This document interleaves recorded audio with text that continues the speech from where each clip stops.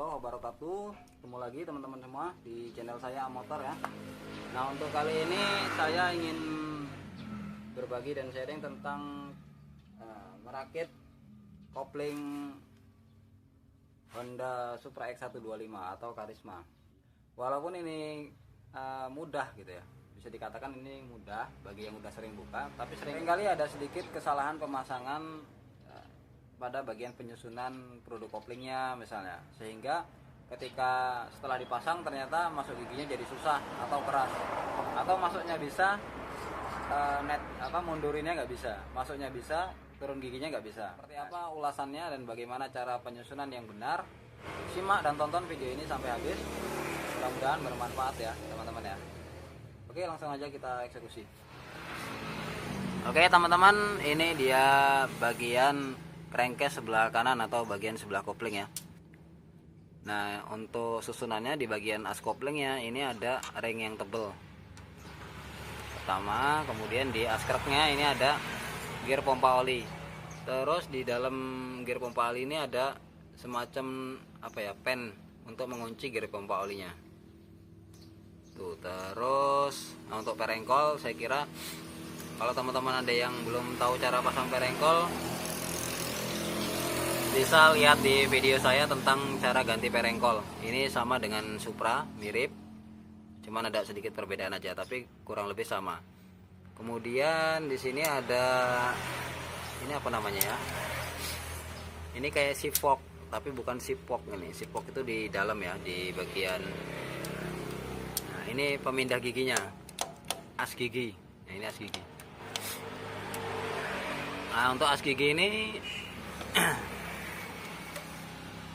jadi di bagian bawahnya ada pernya ya teman-teman ya. Nah ini. Oke, seperti ini susunannya. Susunannya adalah as ini, kemudian masukkan pemindah giginya ini, baru per. Kemudian pernya masukkan posisi di tengah-tengah seperti ini. Kelihatan ya? Nah, kalau sudah, kita pasang ya.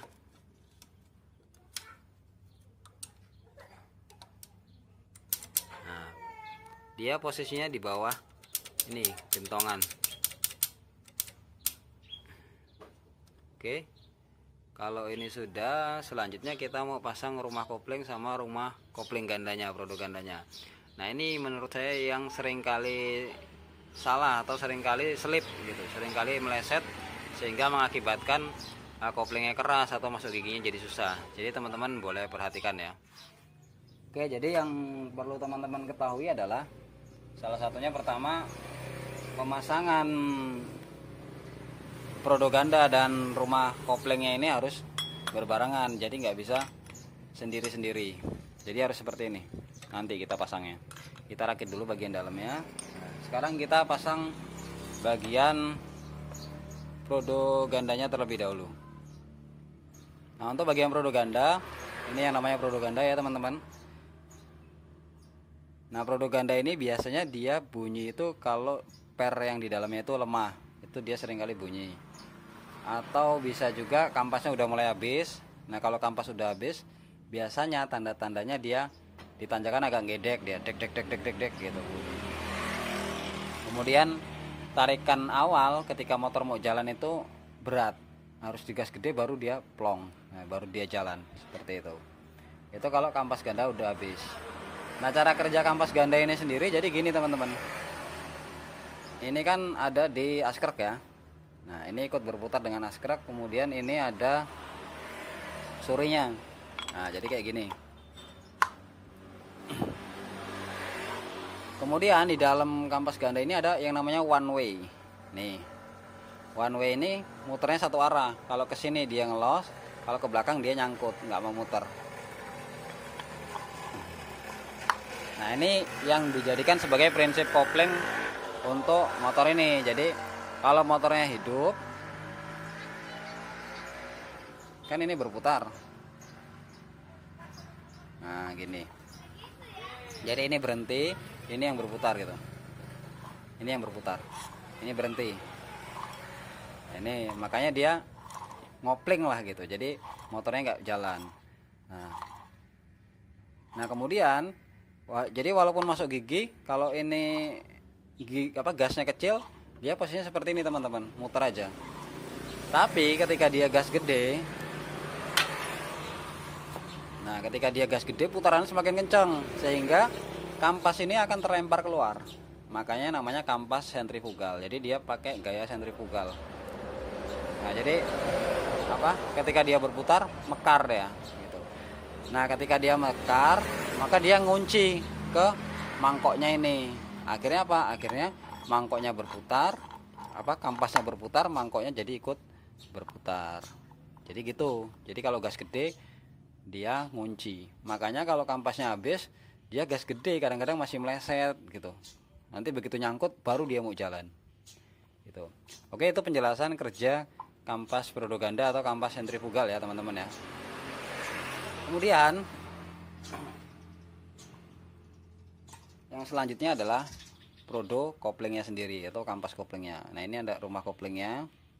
Jadi ini susunannya seperti ini teman-teman. Ketika teman-teman mau nyusun kopling untuk motor Karisma ini atau Supra 125, susunnya di bagian satelitnya dulu. Jadi seperti biasa, kampas terus plat diseling-seling seperti itu.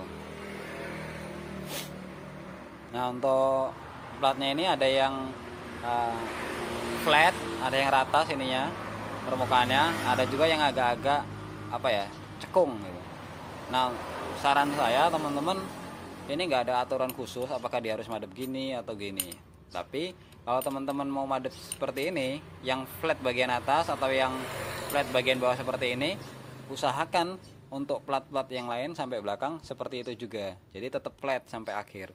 Supaya apa? Supaya dia makan kampasnya lebih rata gitu. Jadi enggak, karena ini kan yang sebelah tajam, yang sebelah nggak tajam gitu. Oke, selanjutnya kita pasang dulu ya kampasnya.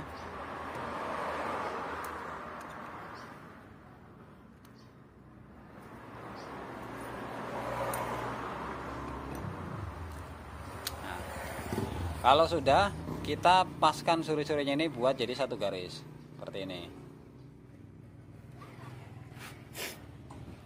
Selanjutnya kita pasang tutupnya. Nah pemasangan tutup ini juga penting teman-teman, harus pas. Karena ini walaupun nggak pas dia bisa tetap terpasang. Nah misalnya seperti ini, dia tetap rapat. Nah ini pas dia posisinya.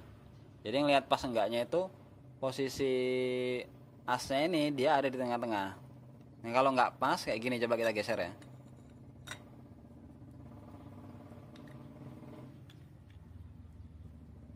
Nah dia kalau nggak pas dia ada di pinggir. Nah ini kalau kayak gini nanti dia bikin masuk giginya susah karena koplingnya keras, nanti nggak mau ngopling gitu. Jadi harus posisi pas di tengah. Nah untuk ngepasinnya teman-teman cari aja pasnya. Nah ini di pinggir nggak pas berarti.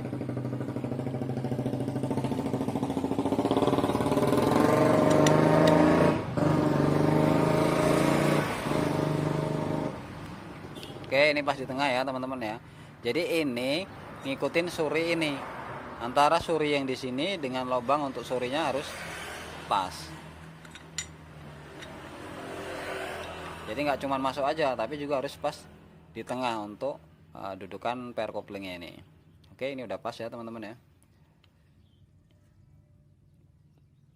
Nah setelah ini ada ring di bagian tengahnya. Kayak gini. Terus kita pasang rumah koplingnya. Hati-hati ringnya meleset ya teman-teman ya, ring yang kita pasang yang ini. Untuk jaga-jaga biar ringnya nggak geser, masukin pakai jari, jagain.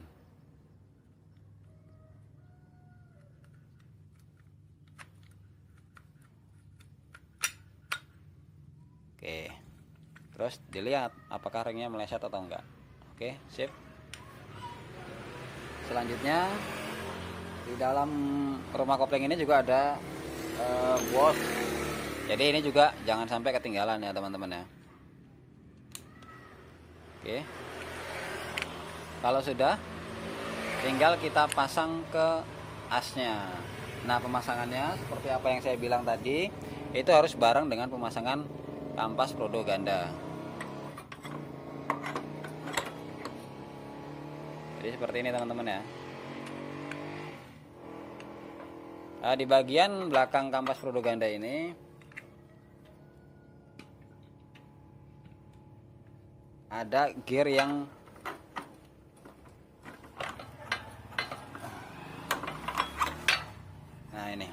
ini ada pernya dia. Saya juga nggak tahu ini namanya apa, tapi di saat pemasangan itu nanti teman-teman harus dipaskan. Nah kayak gini, jadi diluruskan supaya nanti rumah koplingnya bisa mentok sampai ke belakang. Kalau enggak nanti nyangkut ya. Oke, ini bisa digeser ya.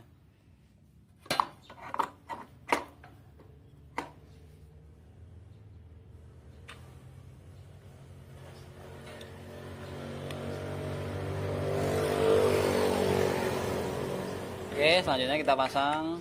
Nah, untuk pemasangan tetap perhatikan ring yang tadi tengah jangan sampai bergeser.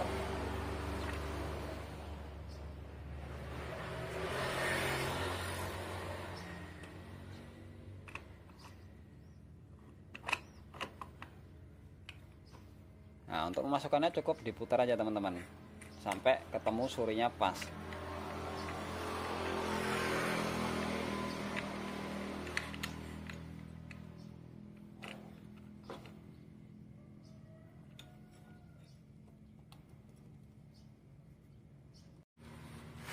Oke, kalau sudah terpasang seperti ini ya teman-teman, tinggal kita pasang bautnya. Untuk ring yang tebel ini bagian rumah kopling. Sedangkan bagian Prodo ganda ada ring pengunci kayak gini dan ring cembung. Ingat, outside itu bagian luar. Kelihatan nggak? Ada tulisannya outside. Kalau nggak ada ya, jadi posisi ring itu cembung gini.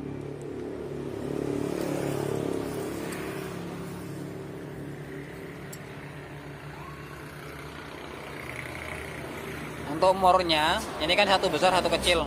Yang besar untuk Prodo ganda, yang kecil untuk Prodo kopling.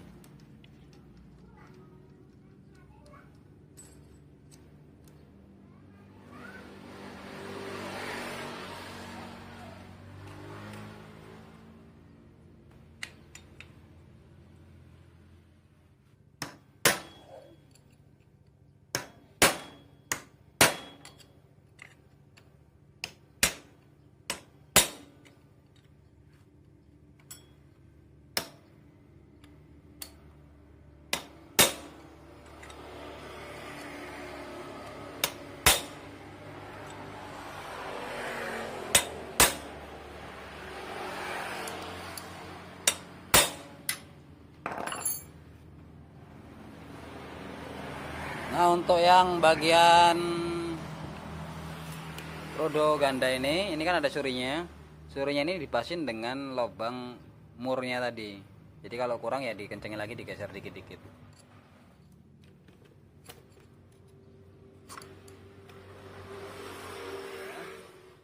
Selanjutnya pasang per kopling.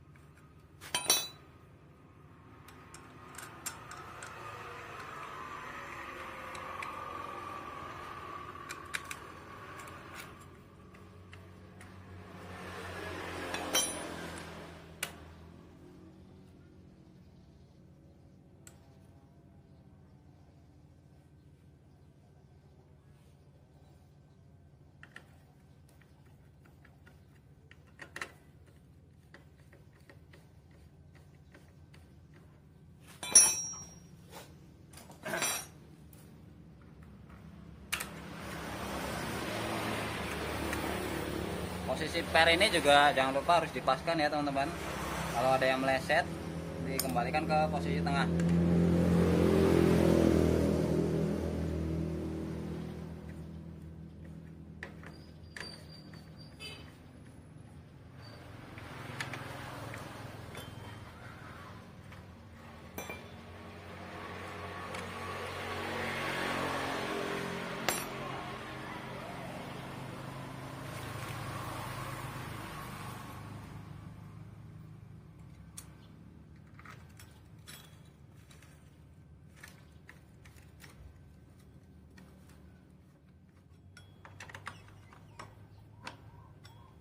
Oke, selanjutnya pasang bagian ini tutupnya.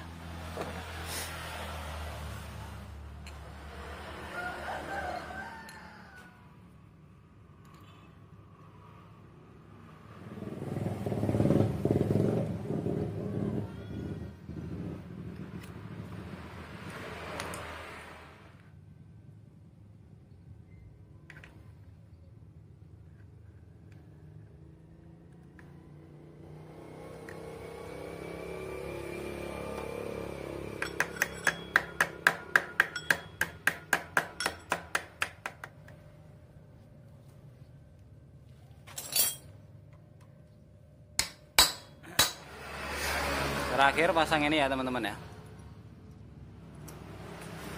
supaya memudahkan pemasangan bisa dikasih gemuk ya teman-teman, biar dia nempel.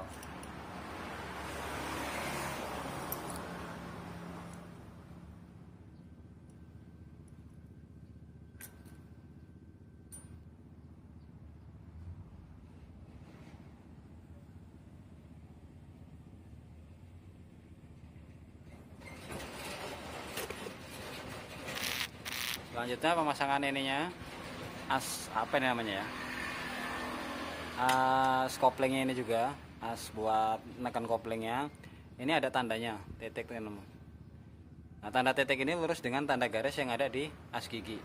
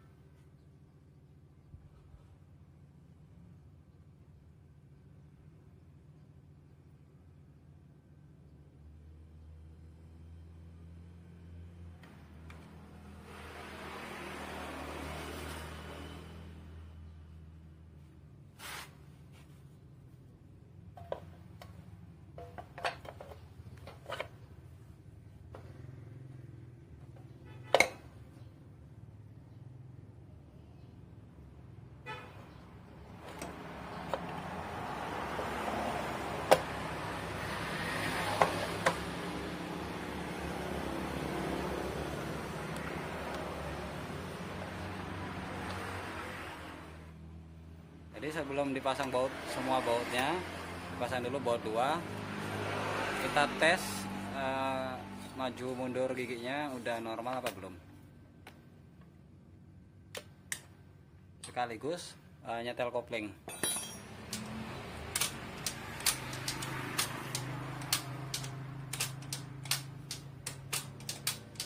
Maju mundurnya udah bagus, tinggal setelan koplingnya ya teman-teman. Ini belum kopling.